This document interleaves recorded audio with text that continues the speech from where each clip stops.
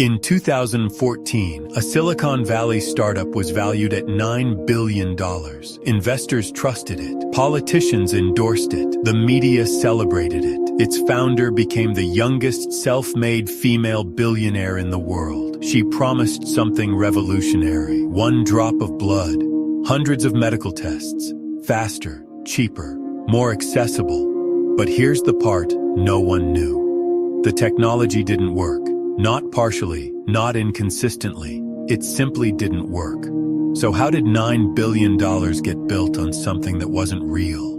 And more importantly, would you have believed it too? Early 2000s, Silicon Valley rewarded boldness. If you said you were changing the world, people listened. Elizabeth Holmes understood this. She didn't sell a device. She sold a future, a world where blood tests were painless, instant, democratized. She left Stanford at 19 to build it. That decision alone made headlines. But here's something interesting. No one had actually seen the device do what she claimed. Not independently, not publicly, yet belief spread faster than proof. Why? Because the story was irresistible. Let me ask you something.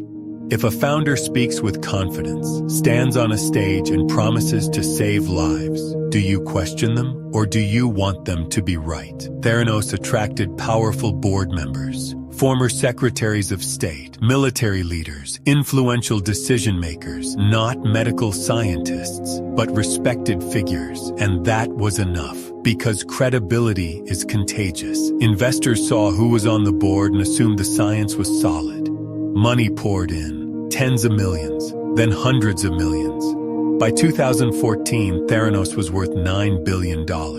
Elizabeth Holmes was on magazine covers, but inside the lab, engineers were struggling. And that's where things start to fracture, because what employees inside the company were seeing was very different from what the world was being told. And some of them began asking a dangerous question: what if the technology never worked at all? Running hundreds of tests from a single drop of blood wasn't just difficult. It was nearly impossible with the technology they had. Results were inconsistent. Machines malfunctioned. Data didn't match expectations. And in some cases, traditional commercial analyzers were secretly used to process patient samples, while investors believed the proprietary device was doing the work. Pause for a second.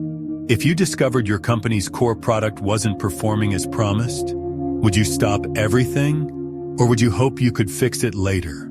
That decision changes everything. Because by this point, Theranos wasn't just exaggerating potential. It was reporting success that didn't exist. And eventually someone noticed. In 2015, journalist John Carreyrou from the Wall Street Journal started asking questions, simple ones. Where are the peer-reviewed studies? Why can't independent labs verify the device? Why are former employees nervous to speak? The deeper he looked, the worse it became. Employees described faulty tests, internal concerns, pressure to stay silent. When the article was published, the illusion cracked. Now imagine being an investor that morning. You wake up, open the paper, and realize the company you backed might not be what it claimed. Would you panic or double down? Trust evaporates quickly. Regulators stepped in. Partnerships were suspended. Investors pulled back. Theranos' valuation collapsed from $9 billion to nearly nothing. Within a few years, the company shut down completely. But here's where it gets interesting. The story didn't end with failure. It escalated. Because now, the question wasn't whether the product worked. The question was, did she know? And if she did, was this ambition or fraud? Federal charges followed. Prosecutors argued that investors had been misled. The courtroom became the final stage. This wasn't about innovation anymore. It was about intent. Was she overly optimistic or deliberately deceptive? Elizabeth Holmes was ultimately convicted on multiple counts of fraud related to investors. The rise had been legendary, the fall historic. But here's the uncomfortable truth. Theranos didn't succeed because people were stupid. It succeeded because people wanted it to succeed. In Silicon Valley, vision often moves faster than verification. Charisma can overshadow data. Confidence can silence doubt. So here's the real question. If you had been in that boardroom, would you have invested? If you were an employee seeing problems, would you have spoken up? And if you believed in a dream strongly enough, at what point does belief become deception? $9 billion.